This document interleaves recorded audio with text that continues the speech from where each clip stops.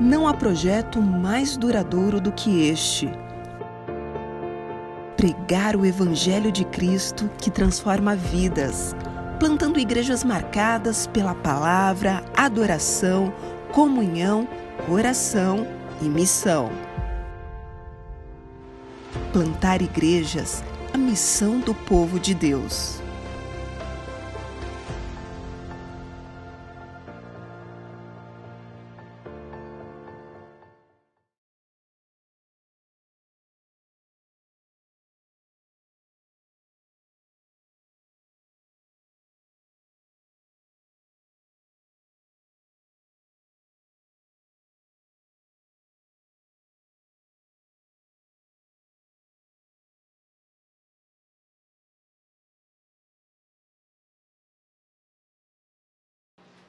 Sejam todos muito bem-vindos à nossa quinta aula do curso Plantio de Igrejas.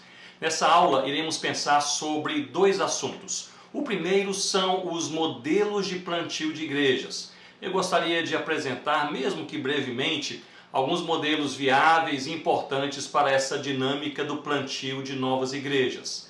E o segundo assunto dessa aula é o coração do plantador, de todos aqueles que intencionalmente estão envolvidos no plantio de uma nova igreja. Portanto, pensemos inicialmente nos modelos de plantio de igrejas. Há vários modelos e cada um se aplica a algum contexto, alguma realidade e também alguma necessidade. Portanto, eu posso inicialmente afirmar que não há um modelo ideal. Cada modelo deve ser avaliado, deve ser aplicado de acordo com o contexto, as oportunidades e as necessidades. O primeiro modelo a ser apresentado é possivelmente o mais conhecido e usado em nosso meio brasileiro nacional, que é o modelo de igreja-mãe. Neste modelo, uma nova igreja é plantada a partir de uma outra igreja já estabelecida, que funciona como mãe daquela que está sendo plantada. Em diversas denominações chamamos essas igrejas filhas de congregações. Neste modelo, a força humana, estratégica e teológica no plantio da nova igreja está arraigada à igreja-mãe. As pessoas que evangelizam na nova área, que discipulam os novos convertidos, que lideram os cultos e assim por diante, são todos da igreja-mãe. Os recursos para alugar um espaço, fazer uma construção, comprar um instrumento para o momento do louvor, vêm todos da igreja-mãe. As definições teológicas, a forma de culto, o vínculo eclesiástico também provém da igreja-mãe. Este modelo tem alguns pontos fortes e um deles é o uso da capacidade da igreja-mãe no plantio de uma igreja-filha, ou seja, os recursos humanos, teológicos e materiais são canalizados e podem florescer junto à igreja-filha. Isso é positivo por vários motivos e eu cito pelo menos dois deles. O primeiro fornece a oportunidade para a igreja-mãe cumprir a missão, usar os seus recursos teológicos, humanos e materiais para o cumprimento da missão, não apenas para a sua própria existência. E o segundo motivo, ele cria um vínculo teológico, pessoal e afetivo com a igreja plantada. Assim, a igreja-mãe e a igreja-filha passam a partilhar de um importante relacionamento. Um ponto fraco é o alcance. Como a igreja-filha depende da igreja-mãe em boa medida e durante um bom tempo, é difícil plantar uma igreja em uma área muito distante geograficamente ou distinta linguística e culturalmente. Nesses casos de distância geográfica e distinção linguística e cultural, é preciso esforço intencional e bastante disciplina para que a igreja-mãe mantenha um bom trabalho junto à igreja-filha no longo prazo. Comumente vemos que igrejas plantadas em regiões distantes, elas tendem a perder o apoio e cumplicidade da igreja-mãe no médio e no longo prazo, se não houver uma forte e clara intencionalidade neste projeto. Este, porém, é um modelo viável e indicado em muitas circunstâncias, especialmente pensando em áreas mais próximas à mesma cidade, os derredores ou cidades e vilas mais próximas e grupos que falam a mesma língua e têm a mesma cultura. O segundo modelo a ser apresentado eu chamo de grupo itinerante. Este é um modelo de plantio de igrejas a partir de visitas, de presença itinerante, idas e vindas em uma outra região. É usado, por exemplo, em impactos evangelísticos, viagens missionárias e assim por diante.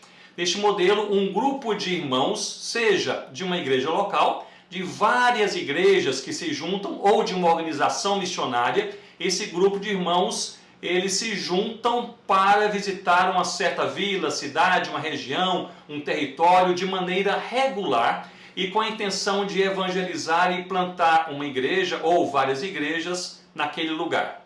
Aqui na região amazônica, muitas igrejas têm sido plantadas por meio deste modelo itinerante. O mesmo acontece no sertão brasileiro e diversos outros lugares.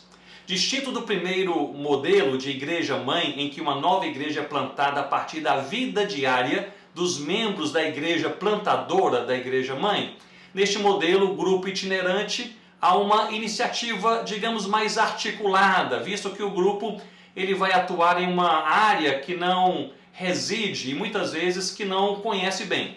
Neste modelo itinerante, o grupo plantador, ele normalmente tem uma liderança que realizou uma pesquisa prévia, identificou alguma oportunidade, tem algum crente da região para orientar os demais e sistematicamente empreende viagens, visitas àquela vila, cidade ou região, lançando as sementes, se relacionando com as pessoas e discipulando os convertidos até que nasça ali uma igreja local. Ao nascer, muitas vezes o grupo continua apoiando essa igreja no longo prazo, ainda de forma itinerante, o que eu creio que é saudável, mas surge a necessidade de se instalar ali, inserir ali um obreiro local, pastor, missionário ou algum crente maduro que possa dar os passos com a igreja nova plantada em seu dia a dia, visto que as visitas itinerantes normalmente não são assim tão frequentes. Este modelo possui vários pontos fortes e um deles é o alcance. Por meio da itinerância é possível um grupo plantar igrejas em regiões bem distantes. Por outro lado, um ponto fraco é a continuidade, pois normalmente é caro e é difícil manter uma itinerância regular por longos períodos. E ainda, um outro ponto a ser pensado é o vínculo eclesiástico, pois é saudável, e este é um ponto importante, que a igreja plantada naquela nova região, geralmente distante, que ela possa se relacionar com outras igrejas na mesma região e não apenas com um grupo que vem de longe. Portanto, vínculo eclesiástico é um ponto importante a ser observado também neste modelo. O terceiro modelo usado para o plantio de igrejas, ele é chamado de grupo base. Trata-se de um grupo de irmãos e irmãs que intencionalmente se juntam para iniciar uma nova igreja, seja em um lugar mais próximo ou um lugar mais distante. Normalmente este grupo base mora no local ou nos derredores de onde a igreja será plantada.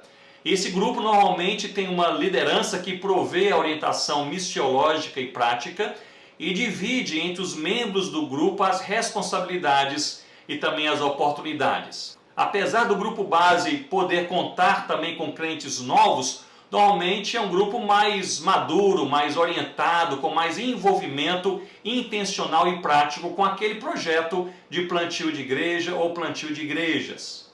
Há diversos pontos positivos neste modelo e um deles é a força comunitária, ou seja, há sempre um grupo pensando, orando, refletindo, tomando decisões e se envolvendo com o projeto do nascimento da nova igreja, desde o início. Isso é muito positivo. Outro ponto positivo é que este grupo base, ele pode moldar a igreja que está nascendo, tendo já as marcas de Cristo desde o início. Um ponto negativo pode ser observado quando o grupo base experimenta problemas em duas áreas, problemas relacionais e problemas de liderança. Quando isso acontece, e se acontece por um período mais ou menos longo, isso pode ser trágico, pois tanto de forma positiva quanto de forma negativa, o grupo base, ele molda a igreja que está nascendo. Um outro modelo a ser apresentado é o modelo do plantador enviado. Este modelo é mais usado quando o alvo é uma região mais distante e há recursos humanos capacitados para se mudarem para lá estabelecerem relacionamento com o povo local e se envolverem com o plantio de igrejas naquela vila, naquela cidade ou naquela região. Este modelo é o mais usado em missões distantes, regionais ou nacionais, e sobretudo em missões transculturais. Muitas vezes requer que o plantador enviado para essa nova região tenha que aprender uma nova língua, uma nova cultura, tenha que lidar com uma diferente cosmovisão, com diferentes padrões comunicacionais, e muitas vezes esse plantador enviado, geralmente com a sua família, precisa se adaptar a uma nova região. Portanto, é importante que o plantador enviado tenha não apenas convicção vocacional e maturidade cristã, são duas coisas importantíssimas, a convicção vocacional e a maturidade cristã, mas é importante que ele ou eles tenham o devido preparo linguístico, antropológico e o missiológico, que é o tripé deste preparo para quem vai atuar em regiões mais distantes, especialmente com distinções linguísticas e culturais. Este modelo possui, como os demais, vários pontos fortes e também alguns pontos fracos. Um ponto forte é a capacidade de plantar igrejas em regiões extremamente distantes e extremamente distintas, mesmo com fortes barreiras, sejam elas barreiras geográficas, culturais, sociopolíticas e assim por diante. Um ponto fraco é o isolamento do plantador enviado, pois, em geral, não poderá contar com a presença regular de outras pessoas para acompanhá-lo, para assisti-lo. Aliás, a assistência pessoal e pastoral a plantadores em regiões distantes, seja em um modelo ou outro, é essencial. Não podemos enviar e abandonar aqueles que são enviados. Isso é crucial. Há outros modelos a serem usados, mas eu gostaria de chamar a sua atenção para três conselhos na escolha do modelo de plantio de igrejas, e eu farei aqui algumas considerações. Primeiro, considere os recursos teológicos, humanos e materiais que você tem em mãos, bem como a distância, a distinção cultural e oportunidades da nova região, da região-alvo, antes de tomar uma decisão sobre o modelo a ser usado. Não é incomum que o uso de um modelo equivocado venha a cobrar um alto preço ao trabalho que está sendo ali iniciado.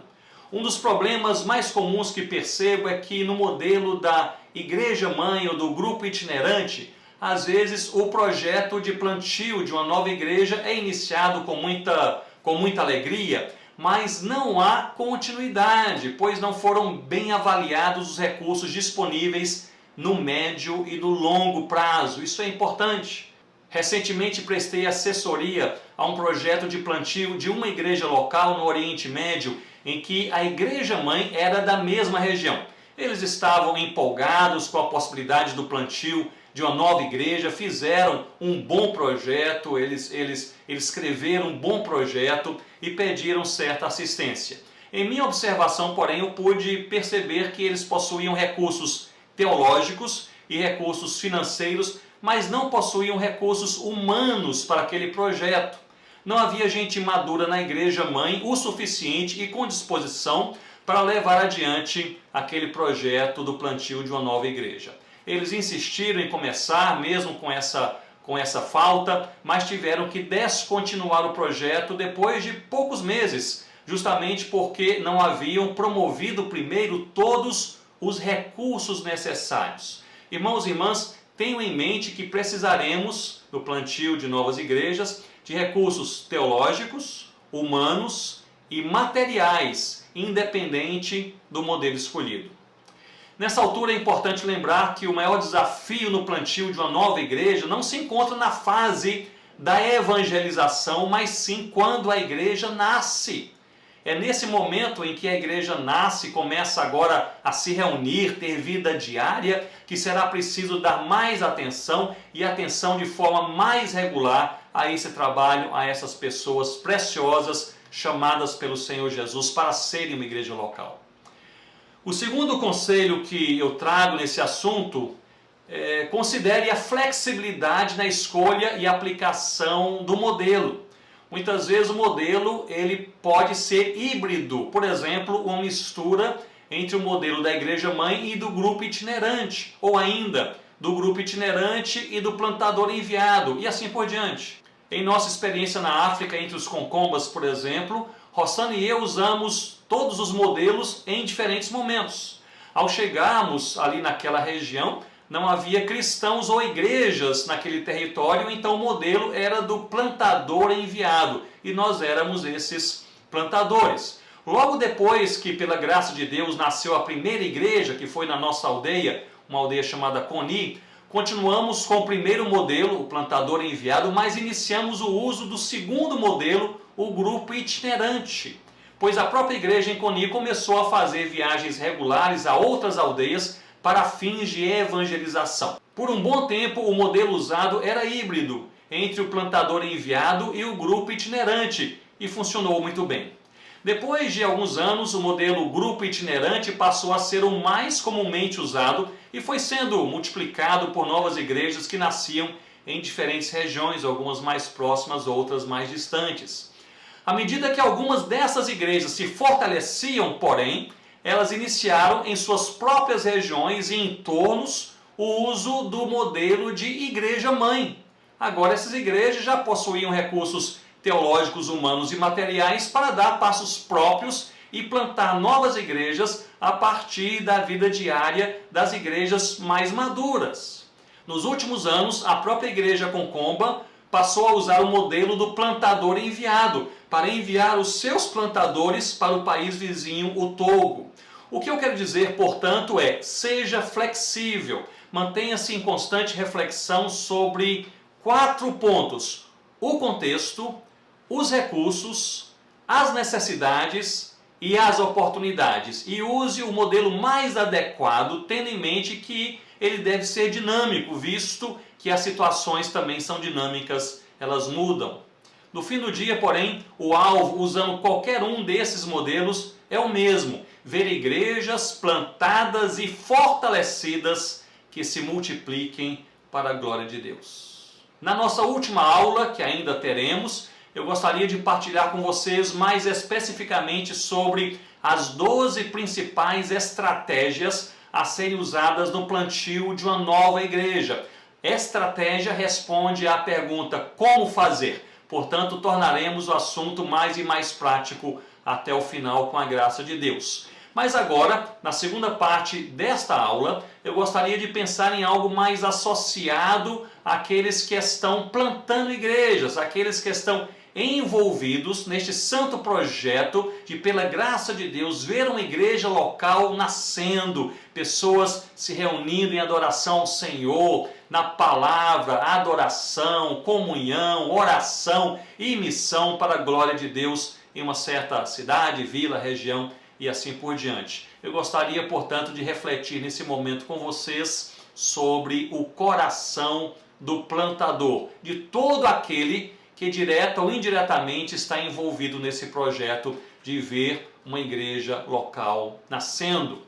Eu creio que certamente há um perfil geral de plantador de igrejas que deve ser observado, e eu citarei a seguir algumas dessas características. Porém, após algum tempo de observação, eu tenho concluído que o plantio de igrejas, em uma perspectiva humana, não está associado ao temperamento ou carisma do plantador, mas sim às suas convicções e atitudes. Eu tenho visto muitos homens e mulheres com várias características, normalmente associadas ao plantio de igrejas, como habilidade evangelística, carisma pessoal, capacidade organizacional, mas que se frustram ao longo do ministério. Outros, homens e mulheres com características que, em uma primeira análise, pesariam negativamente na balança, como, por exemplo, uma forte introversão, pouco carisma pessoal, dificuldade de se comunicar em público, talvez o baixo dinamismo, mas levam adiante seus ministérios que culminam com igrejas saudáveis sendo plantadas. Hazel Grave, em seu livro Plantar Igrejas, ele trata do perfil do plantador de igrejas, destacando sua integridade com Deus, a missão e o povo, ou seja, ele destaca o assunto da integridade. O plantador ou os plantadores precisam ter integridade com Deus, com a missão e com o povo.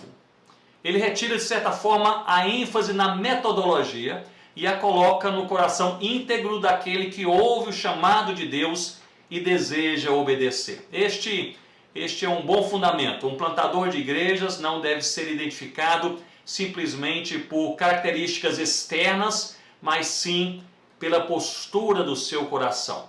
E por postura de coração, eu me refiro especialmente a 3 coisas: a convicção, compromisso e santidade. Quando eu procuro por um plantador de igrejas, eu tenho em mente 5 características que não devem faltar, e essas 5 características estão ali ao redor dessa convicção, compromisso e santidade.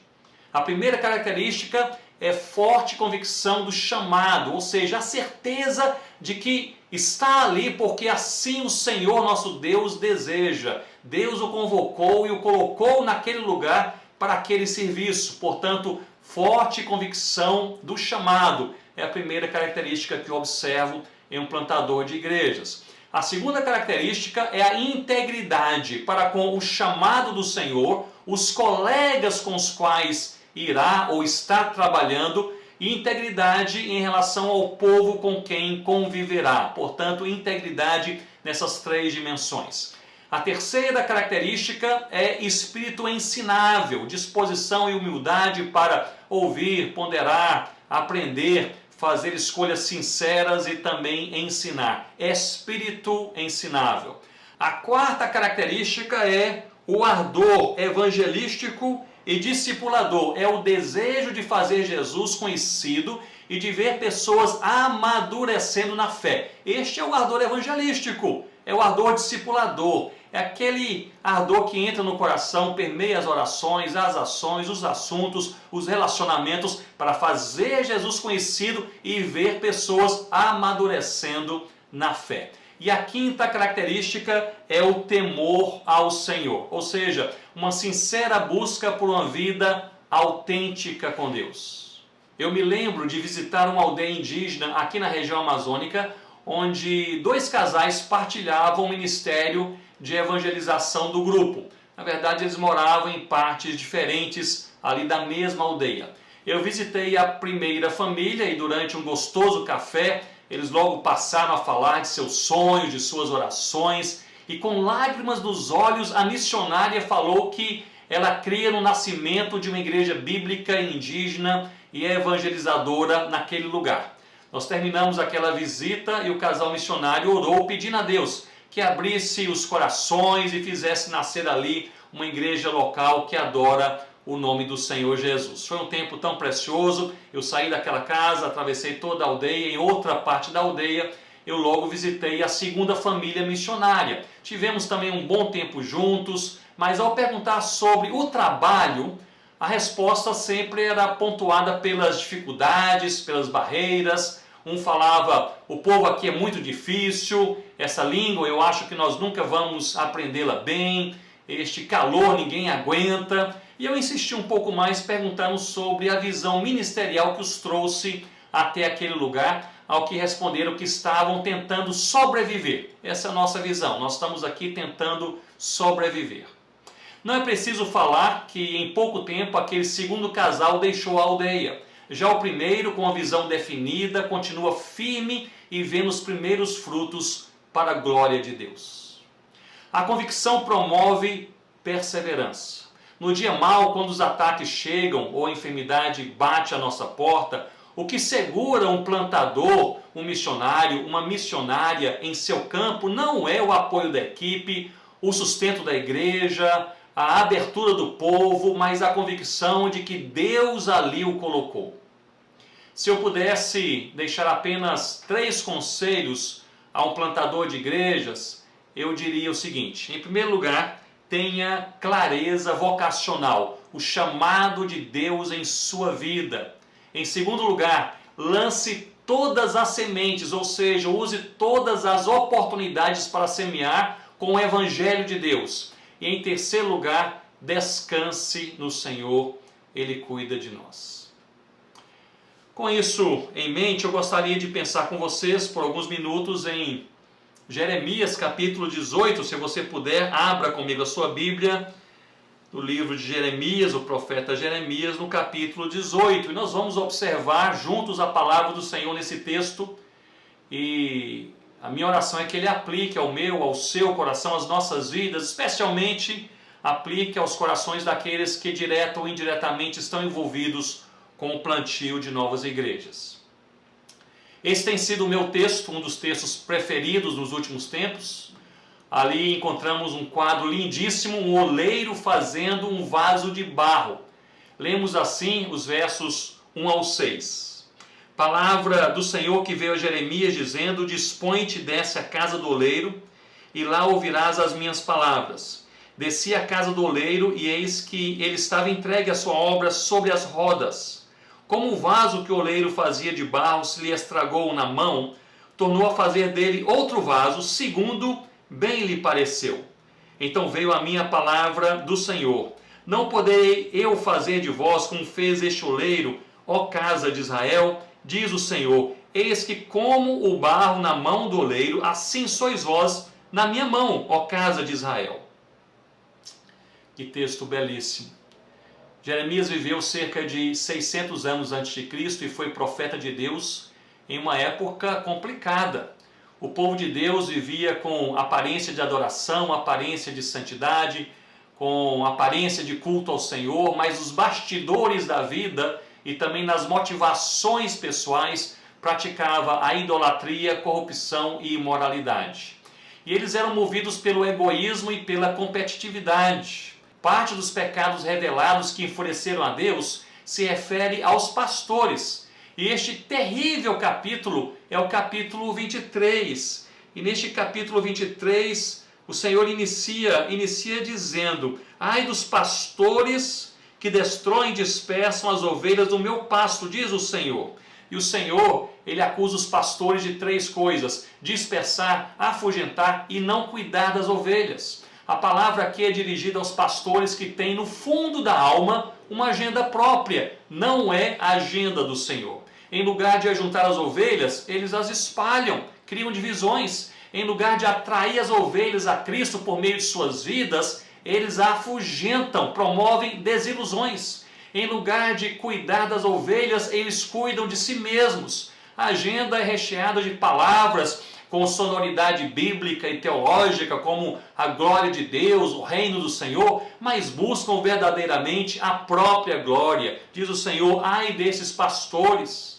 Eles ensinam que a igreja é chamada para a santidade, mas cultivam tranquilamente os mesmos pecados enquanto fazem tais pregações. Falam sobre amor, perdão, falam sobre reconciliação, mas manipulam pessoas, amizades, situações, para se perpetuarem onde desejam, ganhando o que querem e se mantendo no controle.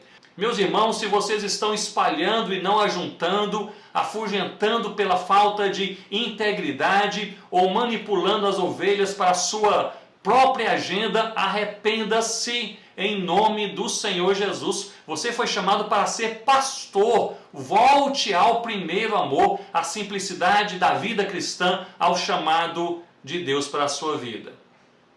Deus então levanta o profeta Jeremias para acusar o pecado, mas também para anunciar o seu propósito de restauração. E esse texto que lemos é uma linda sinopse daquilo que Deus, movido por sua graça, por sua vontade, por sua infinita misericórdia, faz com o seu povo quando esse povo se desvia do caminho da vida. Deus, Ele quebra e Ele restaura. A caminhada de Jeremias do ministério é curiosíssima. Após a morte do rei Josias, temente a Deus, a nação se desviou de Deus e o Senhor, nosso Deus, prometeu que a julgaria. Deus levanta Jeremias para anunciar essa difícil mensagem e nesse processo ele se torna odiado pelos reis, odiado pelo povo e odiado pela própria família. Parte do julgamento de Deus se dá por meio de Nabucodonosor dominando Judá. Portanto, Deus, ele pesa a mão sobre o seu povo com a intenção de quebrantá-lo e trazê-lo novamente para si. Deus é incansável em perdoar, em restaurar o povo desviado e dá a Jeremias essa linda mensagem, essa linda imagem, uma mensagem com uma imagem do oleiro refazendo o vaso quebrado.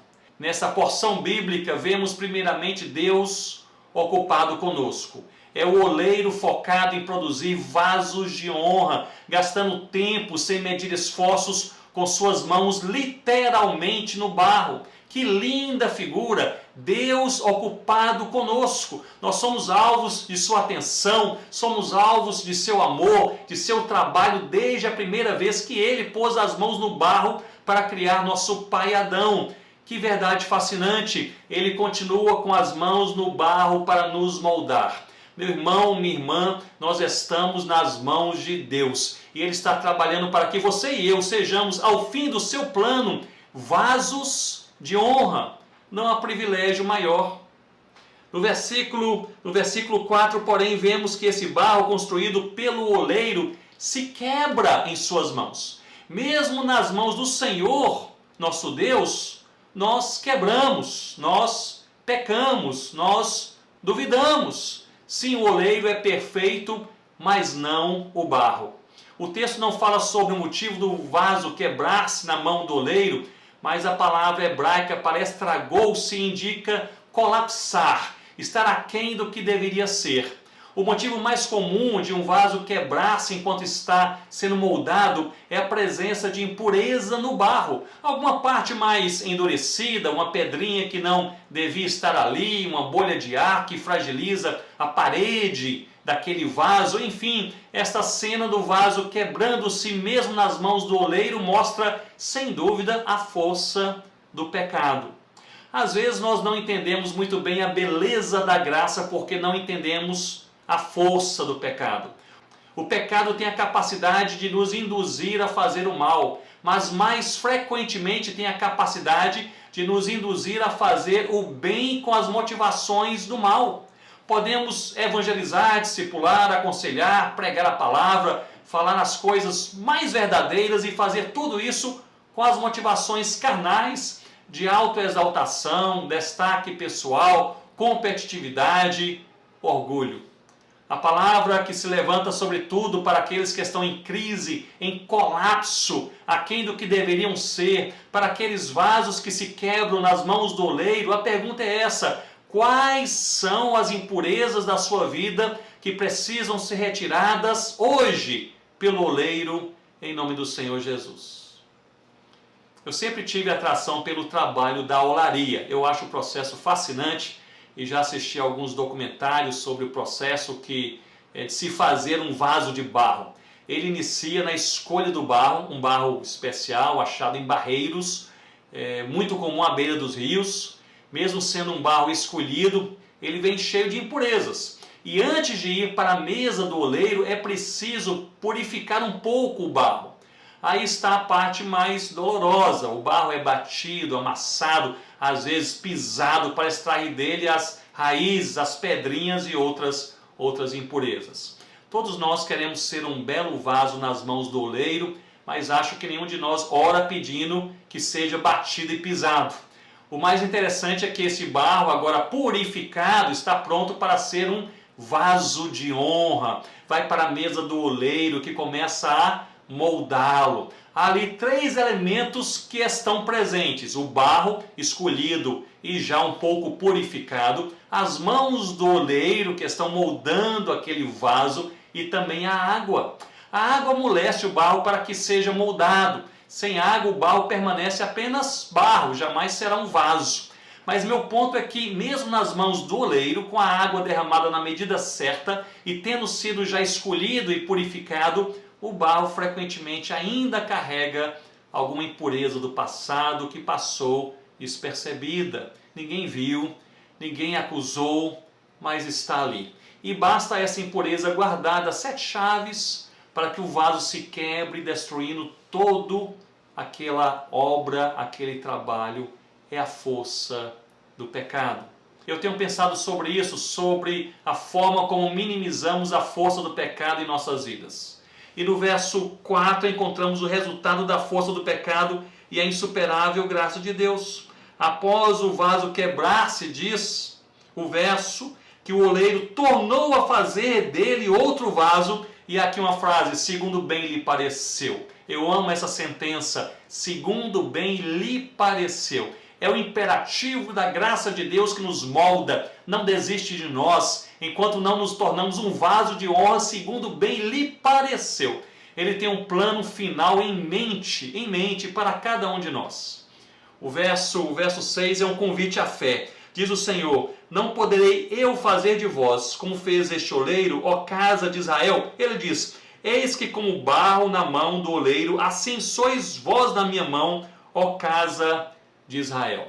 Deus está fazendo um convite ao barro, um convite para que o barro creia no oleiro. A maravilhosa graça. Deus não nos chama para trabalharmos o barro, retirarmos a impureza do barro, nos refazermos. Não é este o nosso chamado. Ele nos chama apenas para crermos. E é nessa caminhada de fé que mesmo quando estamos quebrados, sendo amassados ou até pisados, podemos olhar para o alto dizendo: louvado seja o teu nome, ó Senhor, ó oleiro que não desistiu de mim. Em Isaías, no capítulo 29, Deus nos diz que o barro não pode questionar os propósitos do oleiro. Em Romanos, capítulo 9, Paulo nos ensina que é Deus quem decide fazer vasos de honra e vasos de desonra. E o verdadeiro quebrantamento se dá quando fazemos das palavras de Isaías 64 as nossas palavras. Verdadeiramente, Senhor, nós somos o barro, tu és o oleiro, somos obras das tuas mãos. Meus irmãos, minhas irmãs, esse texto de Jeremias é um chamado ao quebrantamento. Que Deus sonde o seu e o meu coração, para ao fim da caminhada não sermos aprovados pelos homens e reprovados pelo Senhor Jesus. Poucos anos atrás eu tive um encontro com irmãos e irmãs do Oriente Médio, não vou citar detalhes por questões de segurança, foram 3 encontros em 3 cidades. No último encontro havia cerca de mais de 100 pessoas ali reunidas e nós passamos o último dia, manhã, tarde e noite, estudando a palavra de Deus. À noite, no encerramento, pediram que eu falasse sobre a fidelidade de Deus em meio à perseguição humana, o que fiz com base em Atos capítulo 8.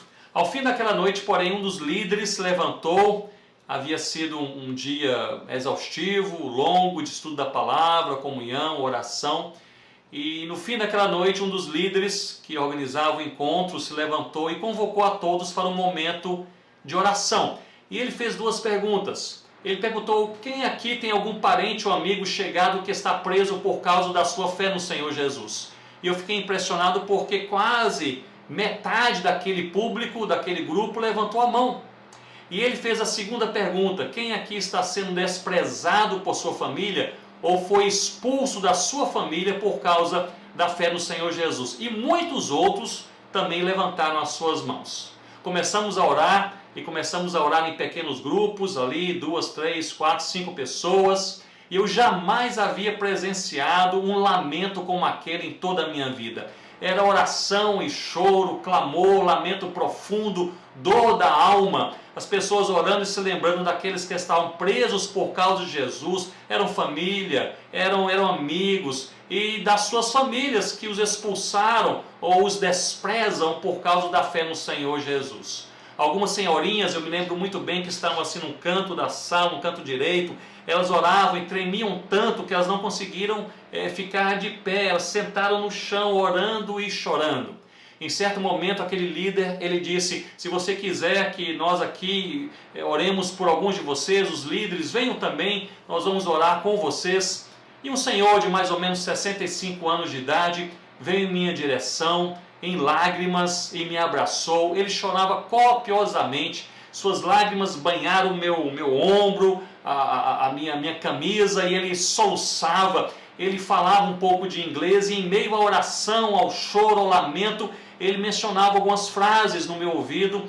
E em certo momento ele disse: eu perdi tudo, perdi minha família por causa da minha fé, eu perdi tudo. E ele chorava e orava. Em certo momento ele disse: eu perdi o meu emprego, eu tinha um meu próprio negócio, eu tinha o meu dinheiro, hoje estou desempregado por causa da minha fé.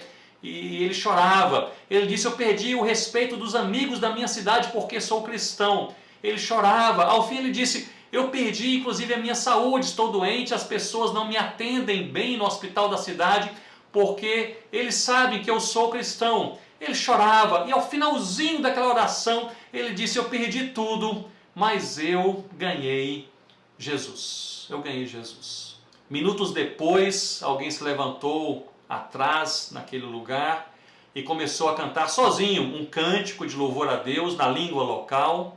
Vários acompanharam. Em poucos minutos, aquele lamento se tornou em celebração da bondade de Deus. O choro se tornou em riso e o louvor tomou conta daquela sala. A crise continuava, mas era momento de esperança. Na verdade, era momento de quebrantamento. Vasos nas mãos do oleiro, pois quebrados ou inteiros estamos na mesa do oleiro. A tristeza, o choro, a angústia pode durar uma noite, mas a alegria vem pela manhã. E em todas as situações, e em todas as circunstâncias, na alegria e na dor, Deus está trabalhando em nós, no seu e no meu coração, e no meio de milhares, talvez milhões de projetos, de intenções, de planos do Senhor para as nossas vidas. Há um revelado na palavra sobre o qual nós estamos falando. Deus deseja fazer de nós, pela sua graça e misericórdia,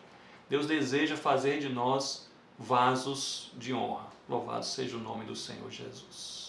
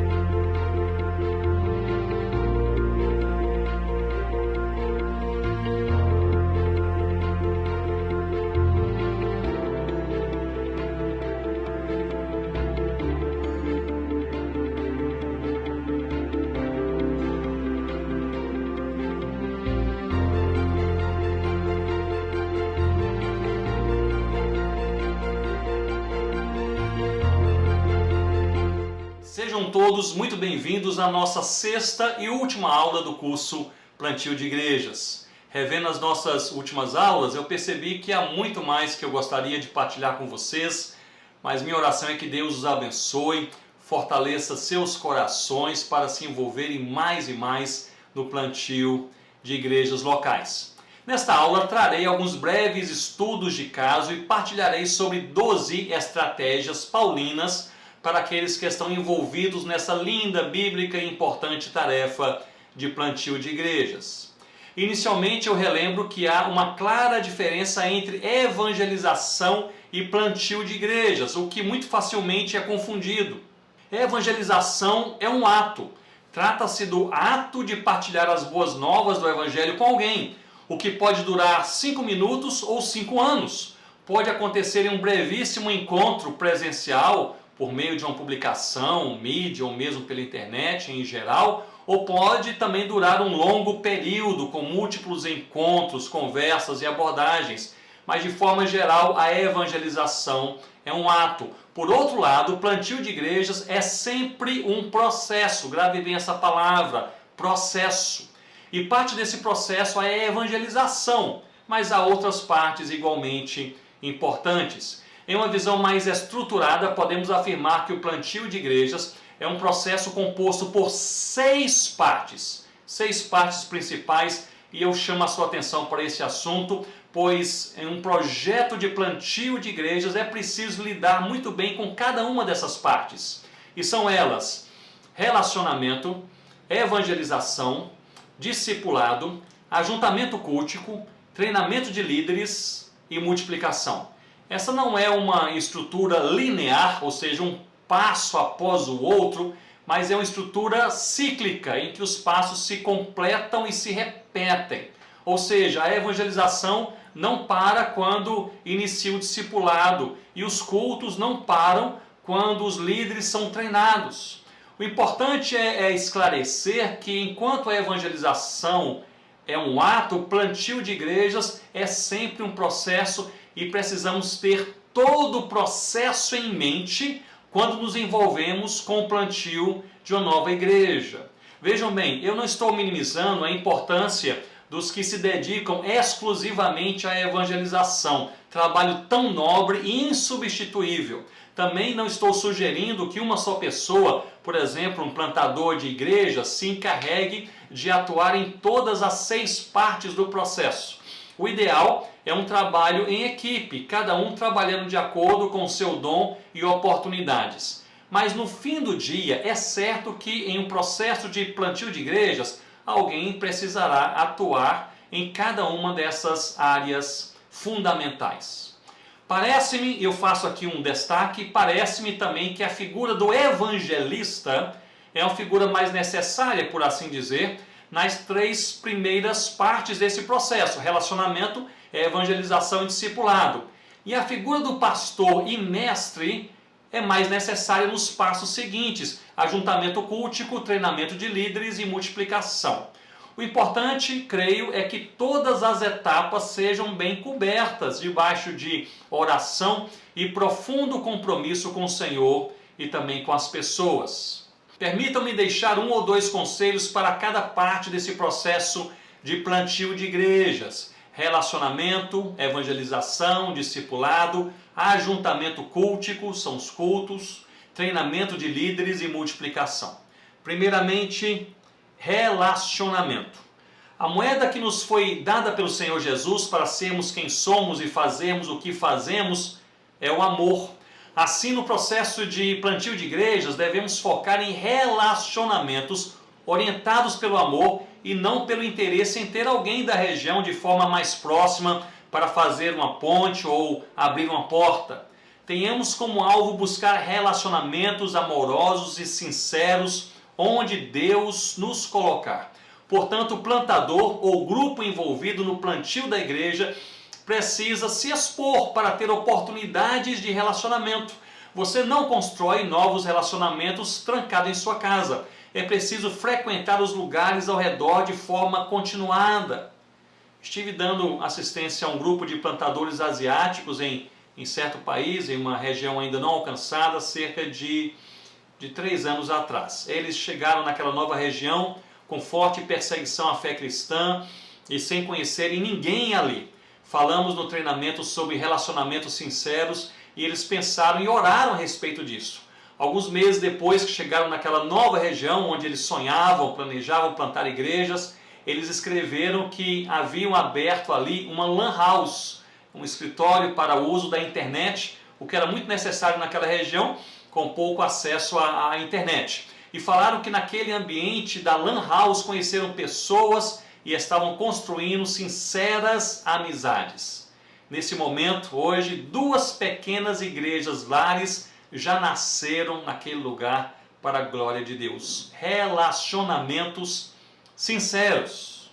Portanto, temos relacionamento e a segunda parte desse processo é evangelização. Lance todas as sementes em todos os lugares que puder. Você e eu não sabemos quais irão germinar, portanto, nossa missão é semear. Às vezes a semente germina na vida de alguém que você menos espera. Talvez já tenha você alguma experiência como esta. E nesse processo de evangelização, a partir de relacionamentos pessoais, use a abordagem do apóstolo Paulo, encontrando formas de apresentar à pessoa quem é Jesus e o que ele fez por nós. Este é o fundamento do Evangelho. E não creia que certos modelos de evangelização não darão certo só porque alguém falou. Teste estes modelos. Eu me lembro que anos atrás estava dando um treinamento para missionários presbiterianos em São Paulo. Eu falei sobre visita de casa em casa e alguns responderam: aqui em São Paulo isso não é viável. Por segurança, ninguém abre a porta da casa a um desconhecido.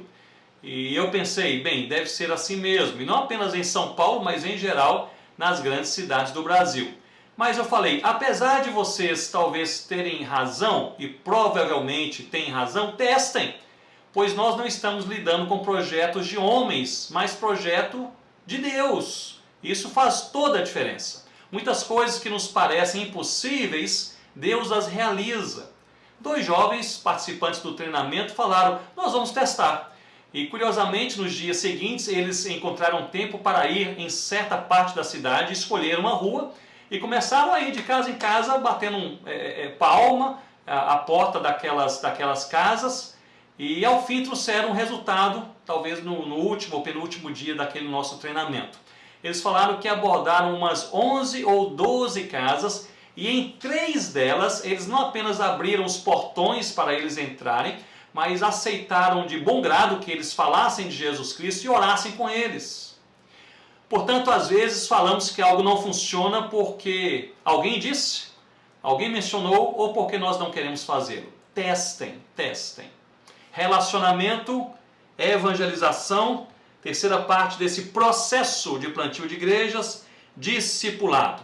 Eu creio que é certo afirmar que o discipulado é o coração da saúde espiritual da igreja que está sendo plantada. No processo de plantio, o discipulado é o coração para a saúde espiritual de uma igreja. Em um primeiro momento, preocupe-se menos com os encontros, os eventos e mais com o discipulado.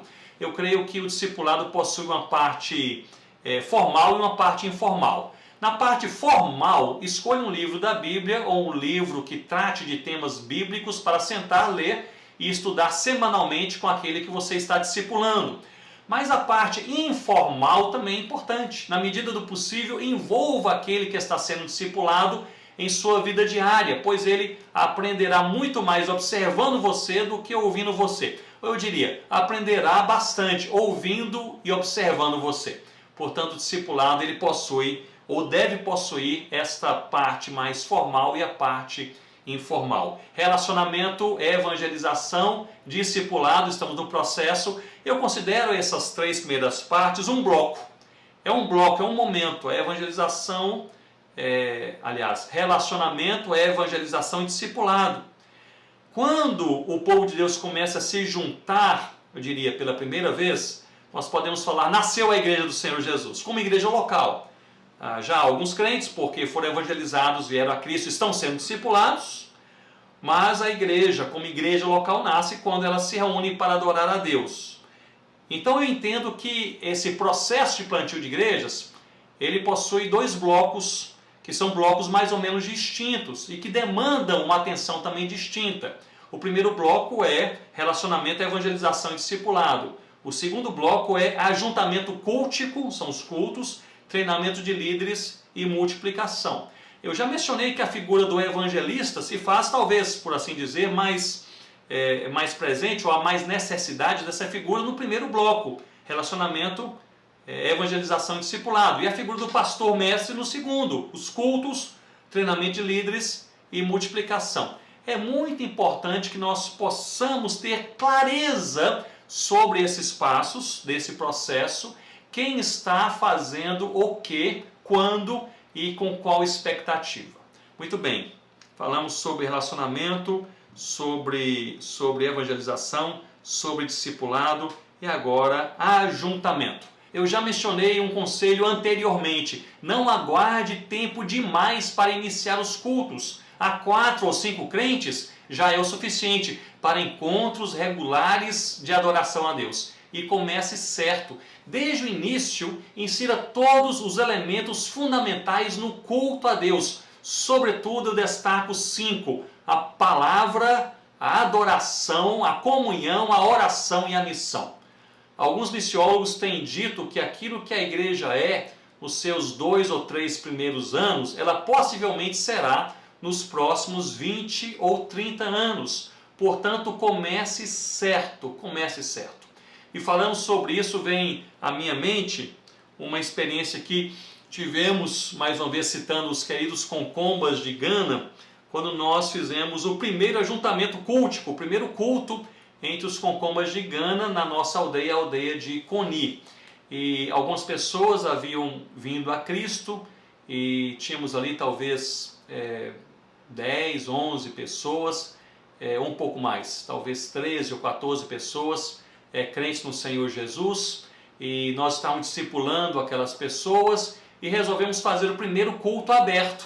Seria um culto ali aberto mesmo, foi embaixo de uma árvore e alguém nos emprestou uma árvore, né? Cada árvore tem o seu dono, e curiosamente quem nos emprestou a árvore disse: vou emprestar para vocês usarem a parte esquerda da árvore, né? Uma árvore grande, frondosa, tinha sombra por toda parte, usamos apenas a parte esquerda, não sei porquê, mas ali estávamos, ali aquele grupinho pequeno de cristãos, e eu e Rossana pensamos assim: nós queremos começar certo, começar bem, e nós temos pouca experiência aqui nesse lugar, então vamos consultar pessoas mais experientes. E havia um pastor, ainda há esse pastor, é um pastor já idoso, aposentado, homem de Deus, de uma outra tribo, a tribo Bassari.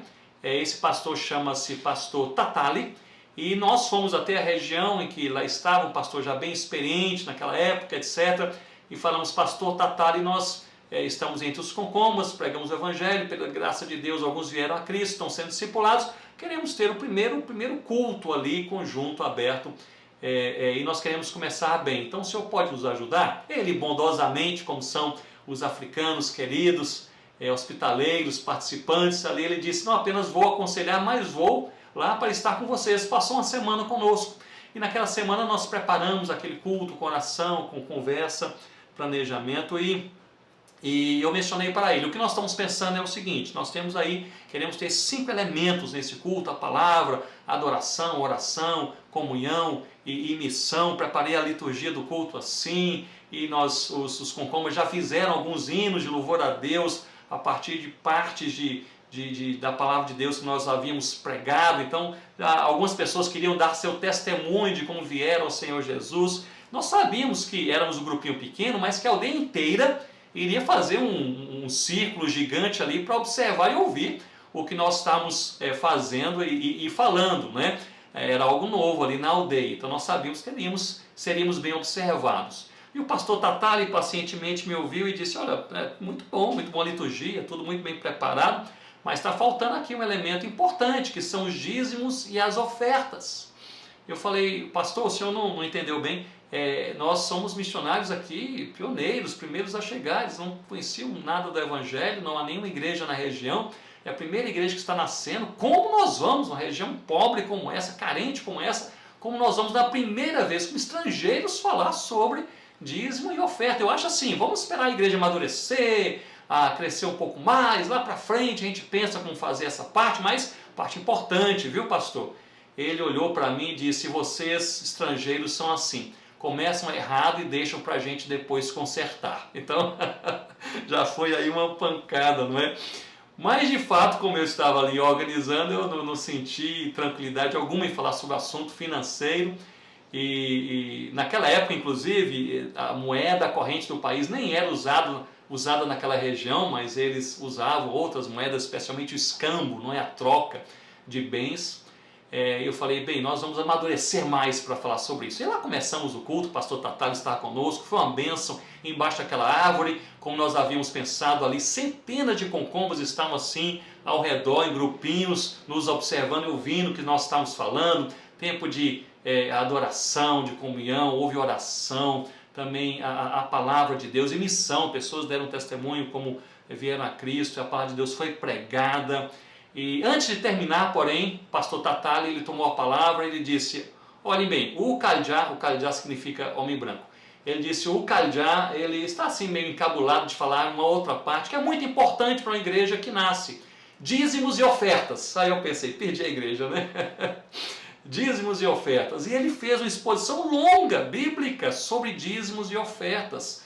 Ele disse 10% é legalismo, 10% é para aquele que nem é crente direito. Ele exagerou ali e falou, mas tudo pertence a Deus, nós apenas estamos trazendo ali para o Senhor, devolvendo ao Senhor parte daquilo, de tudo que pertence a Ele, que Ele colocou em nossas mãos, citou textos bíblicos, e foi assim uma palavra linda, constrangedora para mim, mas uma palavra muito importante. E ele disse, muito bem, então nós vamos fazer uma pausa aqui no nosso culto, e vocês vão para casa e tragam então perante o Senhor aquilo que Deus colocou em seus corações, pois há necessidade. Por exemplo, eu sei que há uma viúva aqui em nosso meio, que ela passa necessidade.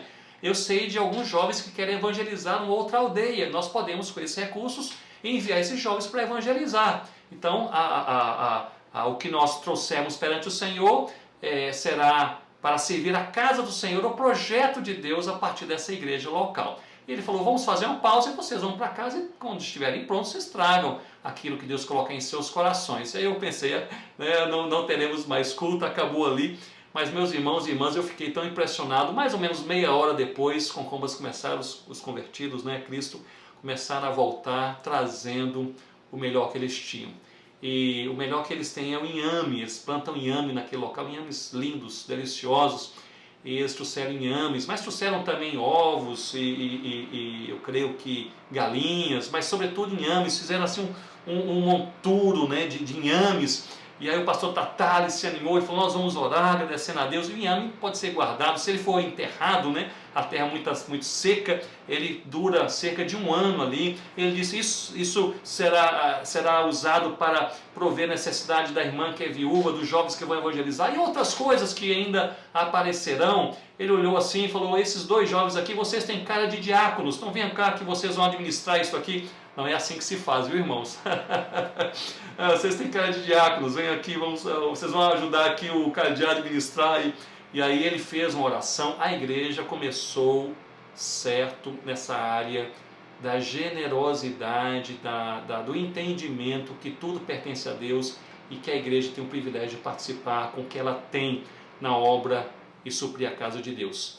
E a igreja Concomba logo se tornou uma igreja autossustentável. Essa igreja colaborou financeiramente para o início de 2 escolas na região, contribuiu financeiramente para a clínica que Rossana, anos depois, veio a fundar naquela região.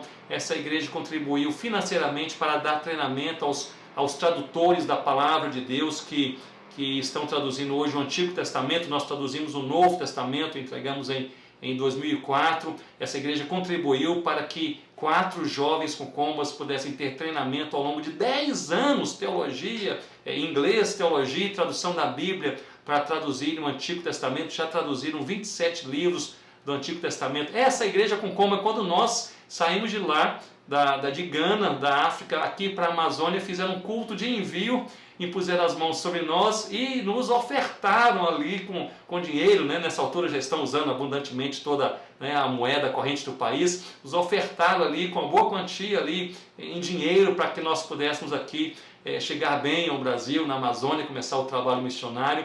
Portanto, é preciso começar certo. O que a igreja é nos seus primeiros anos, possivelmente ela será nos anos seguintes, nos seus próximos 20 ou 30 anos. Muito bem, relacionamento, evangelização e discipulado. Agora no segundo bloco nós temos ajuntamento cultico e agora treinamento de líderes. O treinamento de líderes tem início no discipulado. É justamente ali que os plantadores poderão identificar os líderes em potencial. Mas cuidado para não buscar nesses líderes as marcas do mundo, mas sim as marcas bíblicas.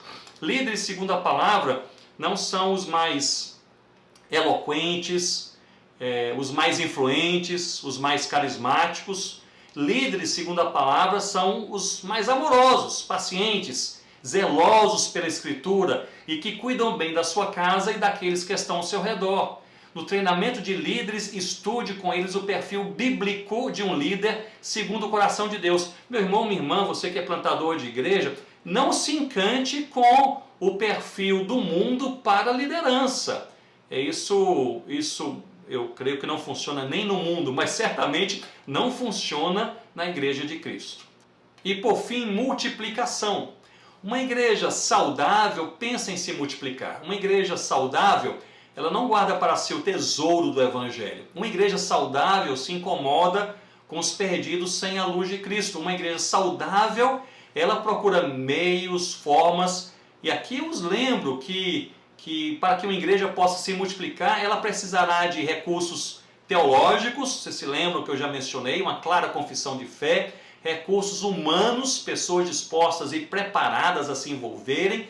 E recursos materiais, que incluem finanças, entre outros. Portanto, invista nesses recursos para que a sua igreja possa se multiplicar. Às vezes eu encontro pastores, líderes, missionários, plantadores de igrejas que estão ali, reclamam que a igreja é apática, não se envolve, não se multiplica, as coisas não acontecem, mas muitas vezes não promovem os elementos necessários para que a igreja possa se multiplicar. Nós precisamos desses recursos teológicos, humanos e materiais para que naturalmente essa igreja se multiplique.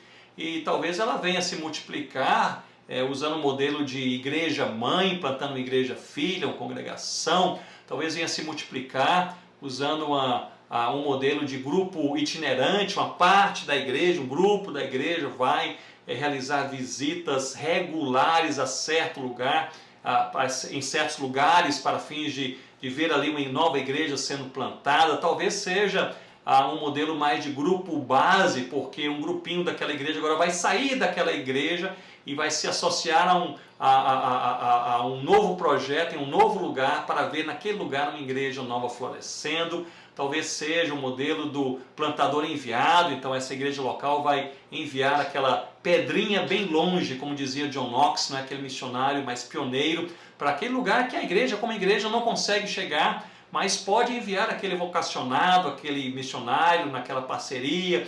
Então vai enviar aquela pedrinha que lá vai chegar e pela graça de Deus, talvez como igreja local, a igreja nunca vai conhecer aquela região, aquele país, aquele território, aquela tribo, aquela cidade, mas ali pela graça de Deus há de nascer uma nova igreja por meio deste plantador enviado pela igreja local.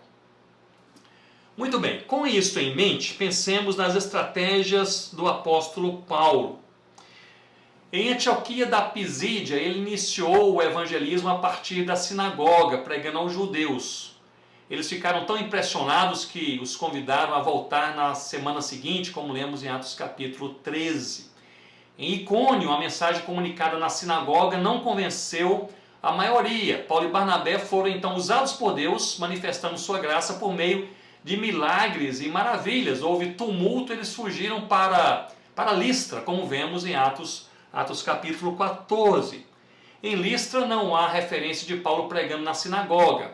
Mas usado por Deus para a cura de um homem, Paulo fez desse momento uma ponte para pregar o evangelho a toda a multidão. Em Tessalônica, nós já vimos, Paulo pregava na sinagoga durante os sábados e na praça durante a semana, como lemos em Atos capítulo 17.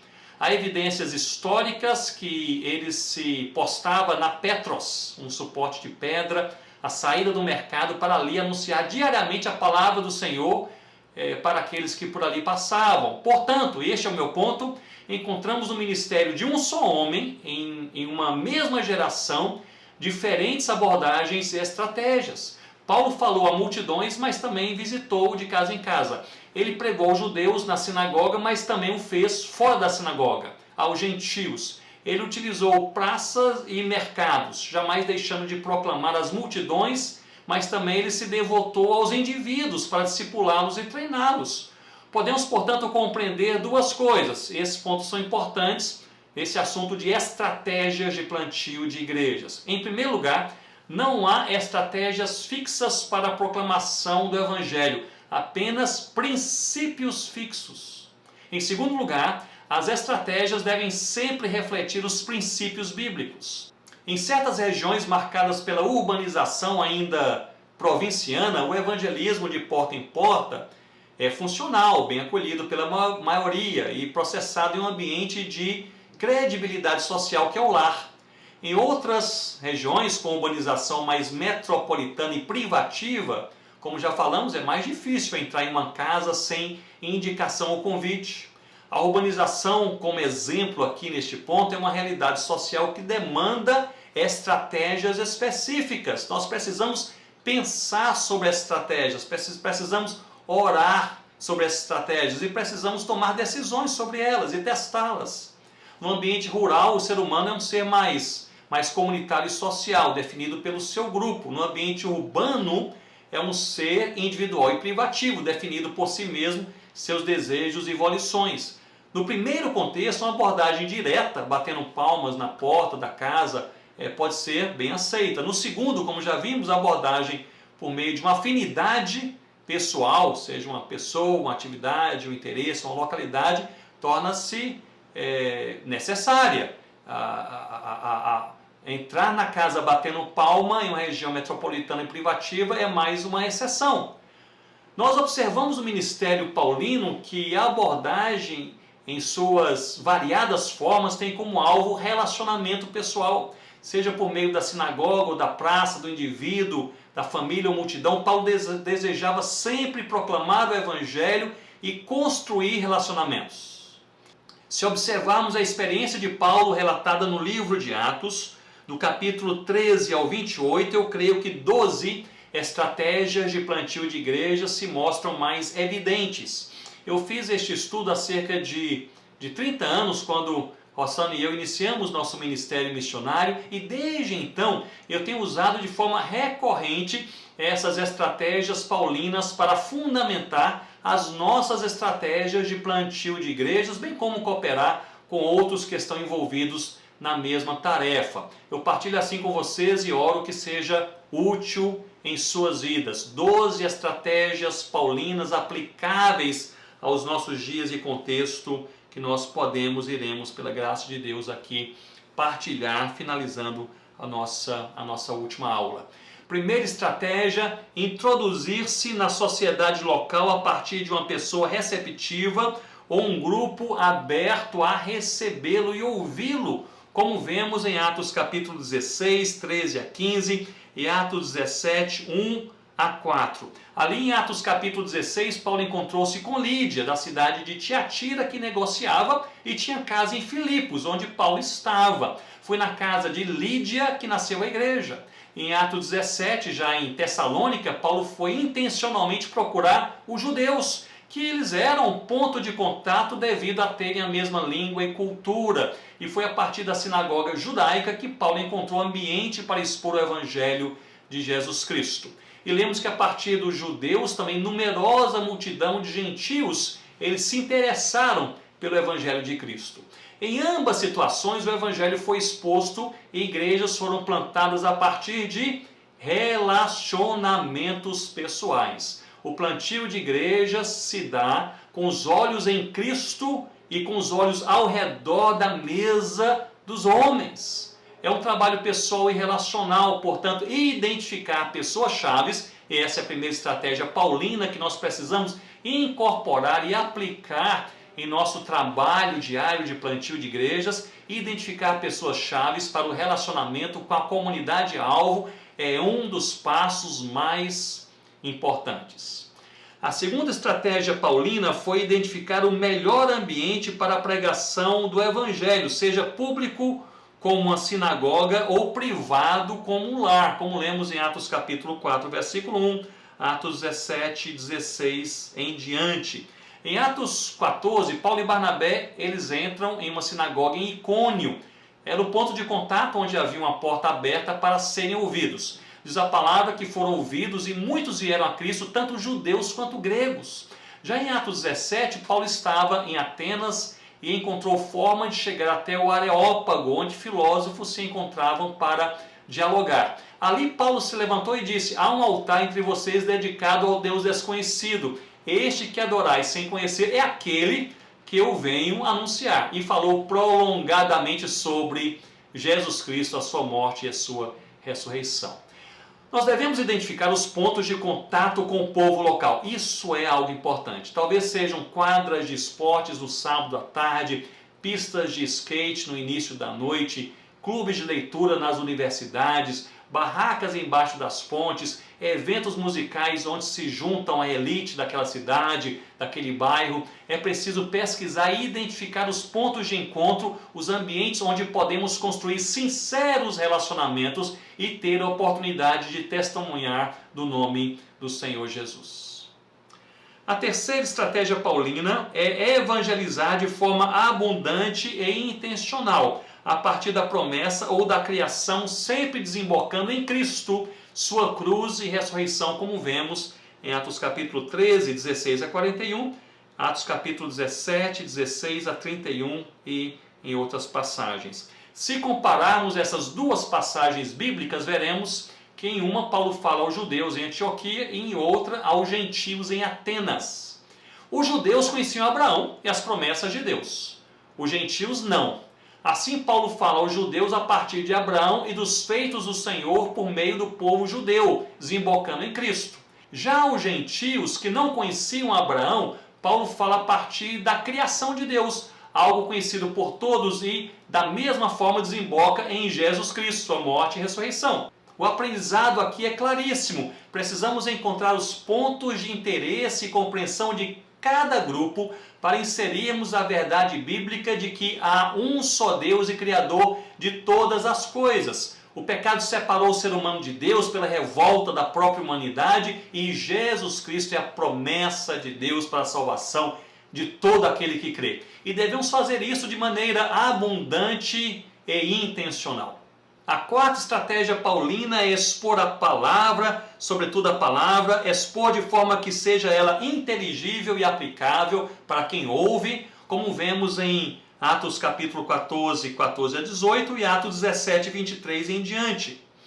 Em Listra, Paulo fala a um grupo de pessoas que pensavam ser ele e Barnabé deuses, Júpiter e Mercúrio, por terem curado um homem paralítico. A multidão os exaltava, mas eles tomaram a palavra e lhes falaram a respeito das Escrituras. Iniciaram dizendo: Senhores, o que fazeis? Nós somos homens como vocês. E lhes falou daquele que é Deus e Senhor dos senhores. Portanto, eles usaram a palavra de Deus. Em Atos 17, do Areópago, mesmo falando àqueles que nada sabiam sobre as promessas de Deus feitas a Abraão e ao povo de Israel, nada sabiam sobre as Escrituras sagradas, Paulo toma a palavra e diz no verso 24, o Deus que fez o mundo e tudo que nele existe, sendo ele Senhor do céu e da terra, não habita em santuários feitos por mãos humanas. Que palavra! Ele não falou sobre a sociedade grega, a alta filosofia, qualquer outra coisa, uma curiosidade, mas sobre Deus Criador e Jesus Senhor e Salvador. Este é um ponto estratégico importante. Às vezes podemos pensar que falar sobre assuntos paralelos, mais leves, talvez mais aceitáveis, cria um ambiente para testemunharmos do Evangelho, mas devemos lembrar que temos em nossas mãos a melhor mensagem. Na verdade, a única mensagem capaz de verdadeiramente transformar corações é o Evangelho de Deus. Portanto, pregue a palavra. As suas estratégias comunicacionais precisam pregar não o líder da igreja, não a igreja, não o projeto da igreja, a ética da igreja. Precisam comunicar a palavra de Deus. A quinta estratégia paulina foi testemunhar do que Cristo fez em sua vida, como vemos em Atos capítulo 22, versículos 1 a 21 e Atos 26, 4 a 23. Na primeira passagem, Paulo fala o que Cristo fez em sua vida. Ele diz que perseguia a igreja, mas Jesus o encontrou na estrada de Damasco, perto ao meio-dia, quando ele viu uma grande luz e ouviu a voz de Jesus. Na segunda passagem, ele fala a um rei, o rei Agripa, e conta a sua história. Novamente, diz quem ele era desde a sua mocidade, que perseguia o povo de Deus, que agora ele amava Jesus e testemunha o seu encontro com Cristo. Meus irmãos, minhas irmãs, é muito importante testemunharmos o que Cristo fez em nossas vidas. E não somente o que Ele fez, mas o que Ele tem feito diariamente em nossas vidas. No plantio de igrejas, esse testemunho é essencial, pois estamos sendo observados. A maneira como você se relaciona com seu esposo, sua esposa, seus filhos, seus amigos, o seu negócio, abre ou fecha portas para que o povo ouça o que você tem a dizer. Dê o seu testemunho e testemunhe de Jesus. A sexta estratégia paulina é discipular, fazer discípulos, como vemos, por exemplo, em Atos capítulo 20, na verdade, em todo o ministério do apóstolo Paulo. Ali vemos que Paulo foi para Macedônia fortalecer os discípulos e logo depois lemos uma lista de nomes que acompanharam o apóstolo Paulo naquele capítulo. Bem sabemos que Paulo e Barnabé investiram na vida de muitos, caminhando com eles, fortalecendo a fé de cada um. Pelo menos 37 pessoas são listadas no livro de Atos e nas cartas paulinas como pessoas que acompanharam Paulo em algum momento do seu ministério de perto. Fizeram parte da sua equipe ali de plantio de igrejas, fortalecimento, revitalização de igrejas e assim por diante. Portanto, ao plantar igrejas, não pense apenas nas grandes multidões, nos grandes encontros, mas pense também em poucas pessoas. Há espaço para evangelizar multidões, mas é preciso fazer alguns discípulos de Jesus que amadureçam na fé. Eu quero aqui sublinhar que amadureçam na fé. Fazer discípulos maduros na fé talvez seja uma das estratégias mais importantes no plantio de igrejas. Eu quero repetir. Fazer discípulos maduros na fé, talvez até poucos em um certo momento, talvez seja uma das estratégias mais importantes no plantio de igrejas.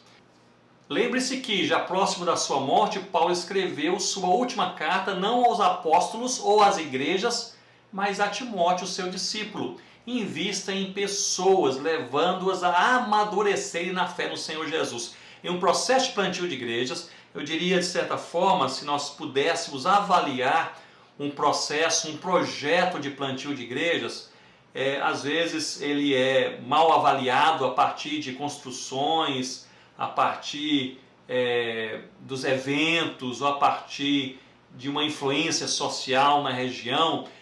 Talvez sejam coisas que têm o seu lugar, mas não são os elementos principais de avaliação. Um dos elementos principais de avaliação é se estão sendo feitos ali discípulos que estão amadurecendo na fé no Senhor Jesus. A sétima estratégia paulina é identificar líderes em potencial e investir em suas vidas, como vemos em Atos 16, 1 a 5. É justamente o texto que mostra a chegada de Paulo em Listra e seu encontro com Timóteo, chamando para a sua companhia. Naquela altura, Timóteo era um jovem inexperiente, mas Paulo percebeu um potencial nele de liderança. Aqui o assunto é liderança. O potencial em questão não era a sua capacidade comunicacional ou sua personalidade carismática. Possivelmente Timóteo ele fosse bem tímido. O potencial foi o seu temor a Deus. Portanto, Paulo ele sabia o que procurar em líderes em potencial. Portanto, ao identificar líderes em potencial, busque aqueles que têm a marca de Cristo, temor a Deus, amor à palavra e coração ensinável. E repito, temor a Deus, amor à palavra e coração ensinável. Estes são os que ajudarão muito a igreja no presente e no futuro.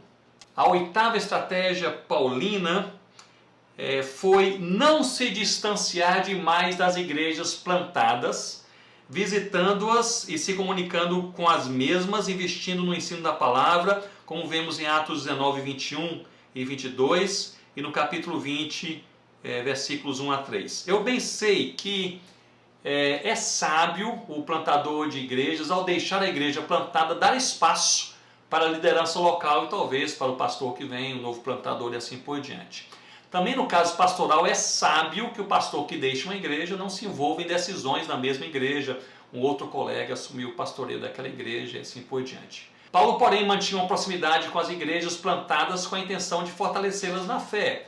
Vocês devem se lembrar que eram igrejas de primeira geração. Então, nessa primeira geração, é muito importante que o plantador de igrejas mantenha certo contato, mesmo depois da igreja plantada, já naquela fase de maturidade, naquela quarta fase, a igreja está com bastante independência, liderança própria, talvez um pastor local, alguém que veio, outro plantador que está ali envolvido, mas é saudável manter certa relação com a igreja plantada para continuar em oração pelos irmãos e pelas irmãs e talvez contribuindo especialmente na área da confissão de fé, da doutrina. Então, a Gisbertus Rutius, teólogo do século XVII, primeiro missiólogo protestante holandês, em seu livro Plantatione Ecclesiarum, sobre plantio de igrejas, ele diz que um plantador, ao deixar uma igreja, deveria manter uma relação com essa igreja em duas medidas, uma relação com a doutrina e com a comunhão, ou seja, mantinha comunhão com a igreja e tinha uma influência sobre a doutrina, estava de olho para ver se eles continuavam mantendo e abraçando a confissão de fé. Mas deveria manter um distanciamento da igreja na área da liderança, tomada de decisões, também na área das finanças, a igreja deveria ser já independente financeiramente, e na área da missão, a igreja ela deveria já realmente proclamar o evangelho e plantar novas igrejas com as próprias pernas. Portanto, essa proximidade para a comunhão e para a confissão de fé, para a doutrina, parece-me que é algo saudável, especialmente pensando em igrejas de primeira geração. Muito bem, de forma semelhante eu creio que precisamos manter esse contato prolongado, mesmo que cuidadoso, com as igrejas plantadas, como eu mencionei aqui, especialmente nessa primeira geração, para ajudá-las na fé em Cristo. A nona estratégia paulina é orar pelos irmãos, pelas igrejas plantadas e pelos gentios ainda sem Cristo, levando-as também a orar, como vemos em Atos capítulo 20, versículo 36. Ali Paulo chama os presbíteros da igreja em Éfeso e os encoraja na fé, e diz a palavra de Deus que ele orou com eles. O texto ele é lindo, esse texto, como é toda a palavra do Senhor. Esse texto diz assim: ajoelhando-se orou com todos eles. Ajoelhando-se orou com todos eles. Precisamos orar e levar as pessoas a orarem, porque Deus ouve as orações. Ore por uma pessoa, uma família, uma cidade ou uma nação até que Deus responda. Ore por uma igreja até que ela nasça. A minha mãe partilhou outro dia que todas as igrejas que ela e meu pai plantaram resultaram de reuniões de oração. Ela se referia a este ponto, a importância de regarmos todo o trabalho do plantio de igrejas com oração. Com oração. Tenha também parceiros de oração, são os mais essenciais na sua vida e no seu ministério. A 10ª estratégia paulina foi administrar críticas, oposições, competitividade, sem permitir que lhe retirem do foco evangelístico, como vemos em Atos capítulo 15, Atos 20, Atos 26, vários outros textos, e aí nós podemos citar muitos e muitos textos. Paulo foi criticado pelos judeus, foi criticado pelos gentios, ele foi criticado pelas próprias igrejas que ele havia plantado, ele foi criticado por membros da sua equipe e também por cristãos maduros. O certo é que ele não permitiu, esse ponto é importante, ele não permitiu que a crítica o paralisasse. Se você está envolvido com o plantio de igrejas, administre as críticas em seu coração. Há pelo menos 3 coisas, eu tenho costumado falar sobre isso, e eu resumo dessa forma. Há pelo menos 3 coisas a fazer em relação à crítica. Primeiro, não jogue fora a crítica, pois mesmo a crítica mais carnal pode conter alguma verdade de Deus sobre a nossa vida. e podemos aprender com isso. Mesmo aquela crítica feita por aquele irmão, por aquela irmã, enciumado, invejoso, competitivo, quer apenas nos prejudicar, mas Deus pode usar essa crítica que tem uma fomentação até carnal naquele coração, mas Deus pode usar até isso para trazer alguma verdade ao nosso coração, nos corrigir, nos quebrantar e nos disciplinar e nos abençoar. Então, em primeiro lugar, você não jogue fora a crítica. Em segundo lugar, segundo conselho, não durma com a crítica. Resolva em 48 horas a crítica em seu coração. Busque o Senhor e consulte irmãos para verificar se essa crítica é verdadeira. Muitas vezes a crítica feita a nós, a crítica que recebemos, às vezes não temos o discernimento necessário, estamos envolvidos emocionalmente de maneira mais profunda.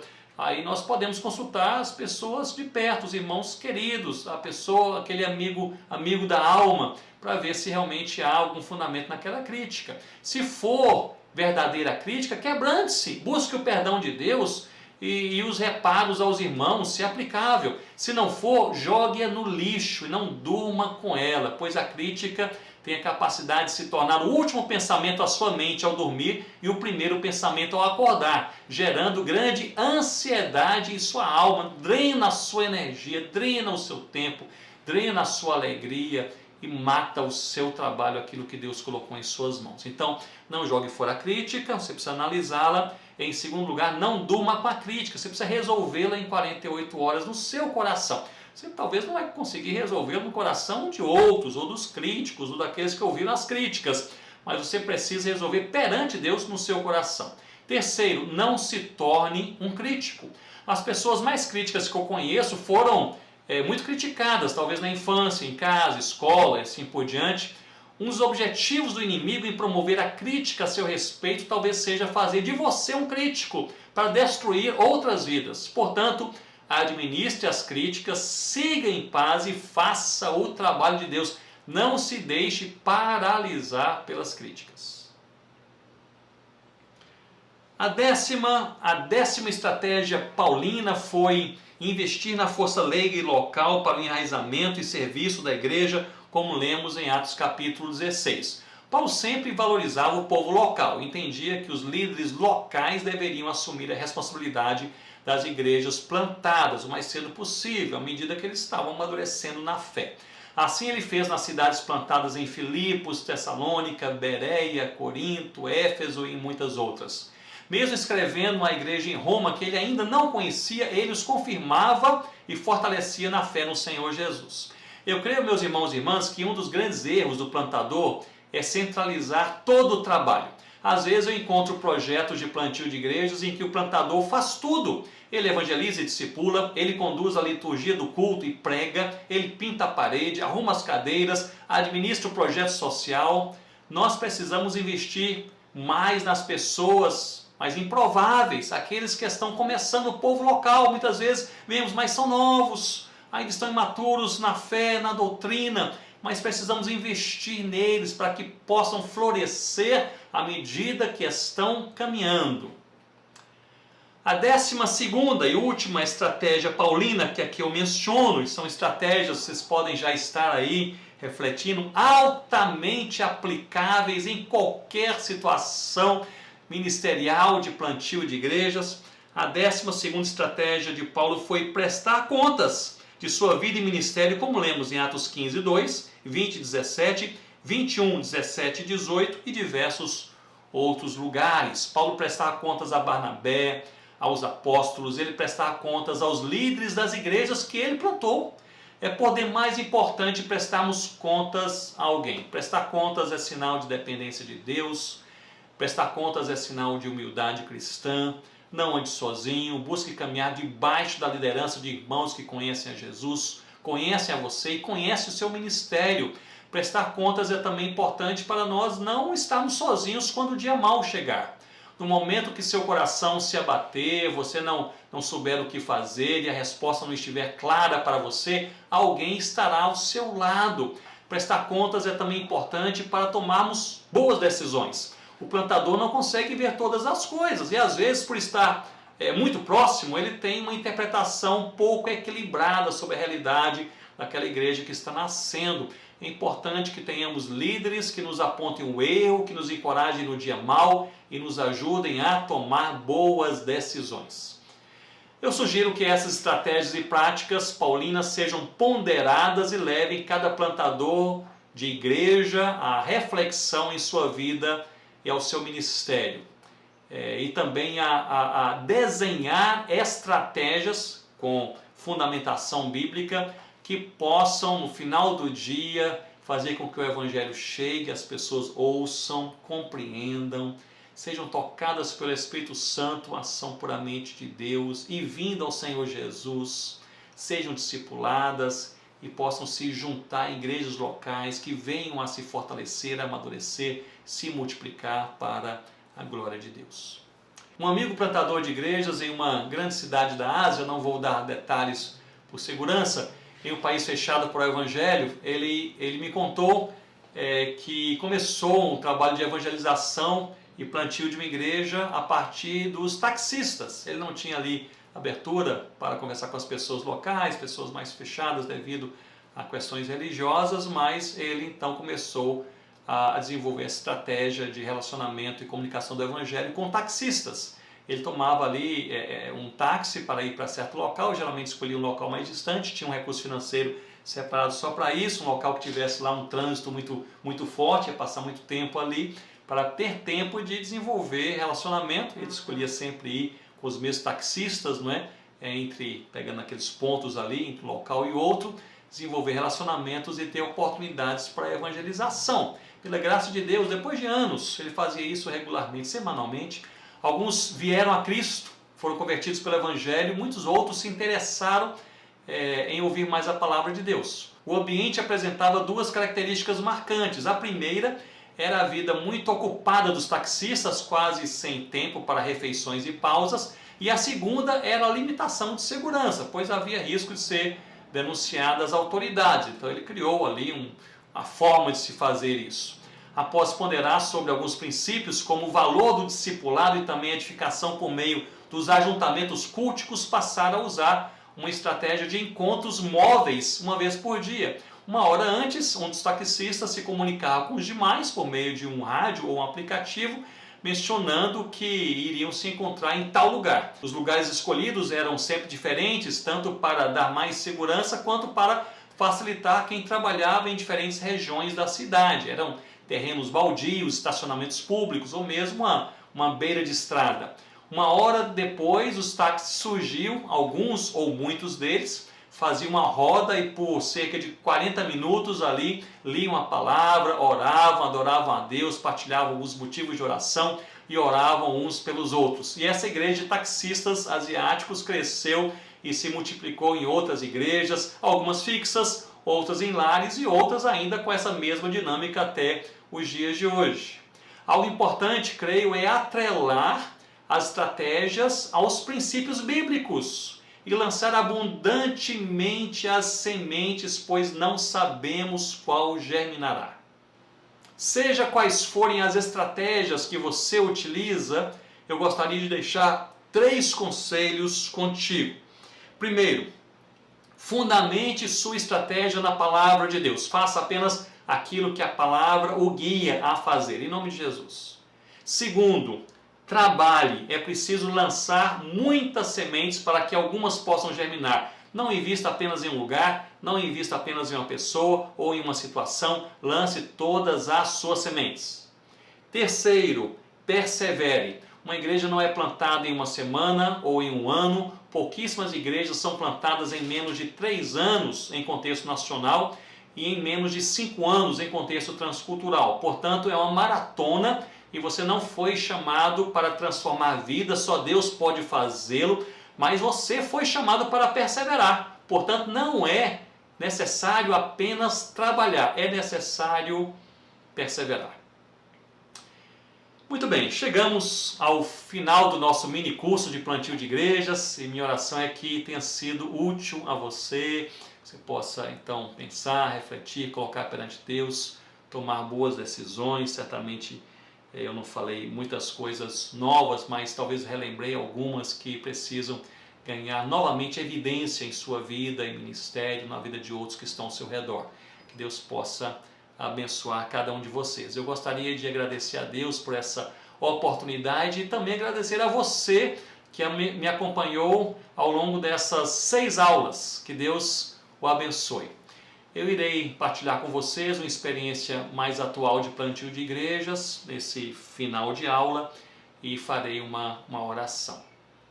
Rossana e eu estamos envolvidos em um projeto chamado Planters, que nós iniciamos há cerca de 4 anos, e é um projeto que tem um objetivo muito simples, que é colaborar com plantadores de igrejas locais, nativos, gente da terra, em alguns dos países e territórios menos evangelizados no mundo, sobretudo em locais na Ásia, Oriente Médio, Norte da África e grupos minoritários nas Américas Central e do Sul. Hoje o Planters colabora com 64 plantadores de igrejas locais, gente da terra ali que tem dado a vida para levar o Evangelho de Cristo ao seu próprio povo, naquelas regiões, algumas regiões mais difíceis do nosso planeta em relação à pregação do Evangelho, e fazem isso de maneira inspiradora.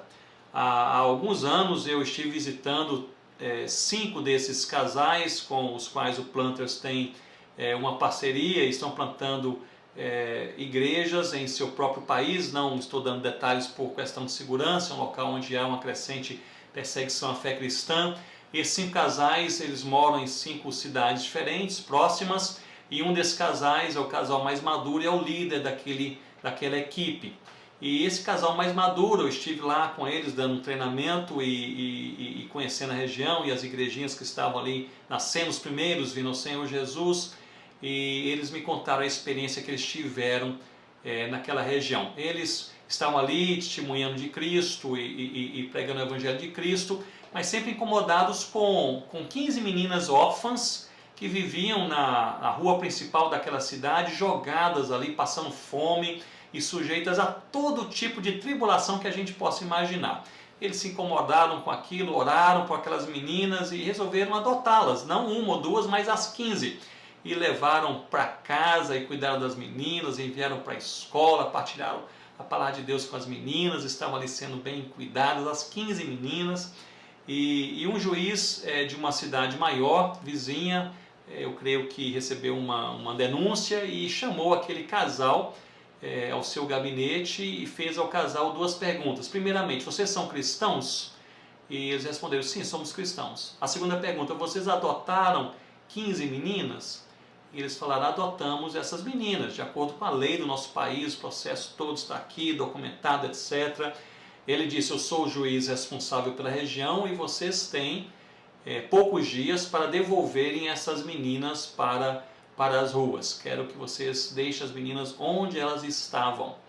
E a mulher, a esposa daquele casal plantador de igrejas, me disse que caiu em pranto na frente do juiz, olhou para ele e perguntou, o senhor quer dizer que, por sermos cristãos, o senhor prefere que essas meninas elas voltem para as ruas, passando fome, sendo abusadas, do que morando com um casal de cristãos? E ele disse, é isso mesmo, é exatamente isso. E ali saíram, ficaram muito angustiados, chegaram em casa, os crentes, que eram poucos, souberam daquela situação, também os plantadores amigos ali ao redor souberam, correram para a casa desse casal, esse casal de líderes, e ali começaram a orar juntos e pensando o que fazer, e as meninas, o que será das meninas. E um jovem recém-convertido disse, olha, nós podemos fazer diferente, vocês adotaram as 15, chamou muita atenção, nós precisamos mudar esse processo e precisamos nós adotarmos essas meninas. Um adota uma menina ou 2, algumas são irmãs, adotamos juntas, e ali os casais mais maduros, mais experientes, começaram a pensar e orar, e ali resolveram, vamos adotar essas 2, vamos adotar aquela, e rapidamente então mudaram todo aquele processo, e eles conseguiram então distribuir aquelas meninas em casa, sendo muito bem cuidadas, continuaram na escola e continuaram debaixo daquele cuidado, daquele grupo de irmãos e irmãs no Senhor Jesus. Eles me contaram essa história, era o último dia do treinamento que eu estava ali dando a eles, e uma consultoria sobre aquele trabalho, uma noite quente, eu fui para o quarto dormir, no dia seguinte nós teríamos ali um culto ao Senhor, eles falaram, 2 igrejas lares estão nascendo e pela primeira vez nós vamos reunir as 2 igrejas lares em um só lugar. Nós alugamos uma casa fora da cidade por segurança e nós vamos lá, amanhã é domingo pela manhã nós vamos ter um culto em conjunto ali pela primeira vez. Mas eu fui para o quarto à noite dormir, muito calor, e eu não conseguia conciliar o sono e eu comecei a pensar, esse negócio tem tudo para não funcionar, não é? Tudo para não funcionar. Já estão no radar aqui das autoridades dessa região, já sabem que eles são cristãos, adotaram essas crianças, distribuíram essas meninas nos lares, mas o que impede aí da polícia e outros rastrearem, talvez criarem confusão, forçarem que as meninas possam voltar para as ruas, algo assim absurdo. E certamente já estão de olho também nos primeiros cristãos, não é? É um motivo, também uma forma de rastrear os primeiros cristãos que estão ali adotando as crianças.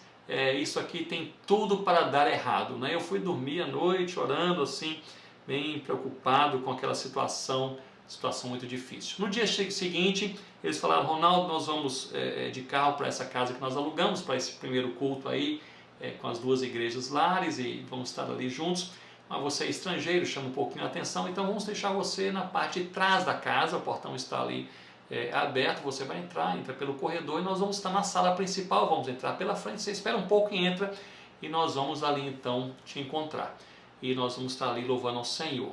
E assim fizeram, me deixaram na parte de trás da casa e eu então abri o portão, eu abri aquele corredor e eu entrei.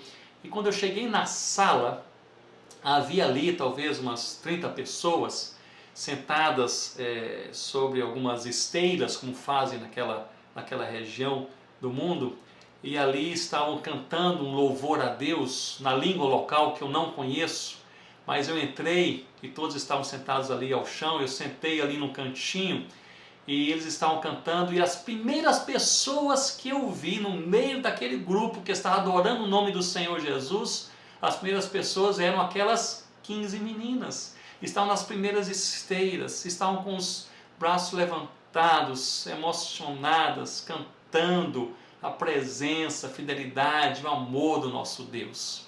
E eu pensei naquele momento, sim, pode dar certo sim. Não porque eles têm capacidade, pelas estratégias bem formuladas, por alguma consultoria ou treinamento, apoio que recebem, pode dar certo sim por causa da graça de Deus. Eu queria encorajar o seu coração. Talvez seu trabalho com o qual você está envolvido seja muito difícil, mas você conta com a graça de Deus. Pode dar certo sim, pessoas vindo a Cristo, sendo discipuladas, amadurecendo na fé, igrejas nascendo, se multiplicando por causa da graça de Deus, que é insuperável perante qualquer contexto. E ali eu me sentei, olhando todos, louvando a Deus, sim, de maneira tão comprometida naquele momento, aquelas meninas em particular. E aí um dos jovens que fala inglês chegou até mim e disse, Ronaldo, nós estamos cantando esse cântico aqui, é um cântico lindo. Esse cântico ele começa e termina dizendo assim, fiel é o nosso Deus, fiel é o nosso Deus. Vai dar certo porque fiel é o nosso Deus, seremos cuidados porque fiel é o nosso Deus. Igrejas nascerão porque fiel é o nosso Deus. Barreiras serão ultrapassadas porque fiel é o nosso Deus. E nós iremos, pela graça do Senhor, perseverar. Você tem 1000 motivos para você parar, mas você tem um motivo, eu digo, insuperável para você perseverar. Fiel é o nosso Deus. Que Deus possa abençoar o meu coração. Obrigado por caminharem comigo nessa jornada deste curso. Seja Cristo exaltado em nossas vidas. Um abraço a todos. Não há projeto mais duradouro do que este.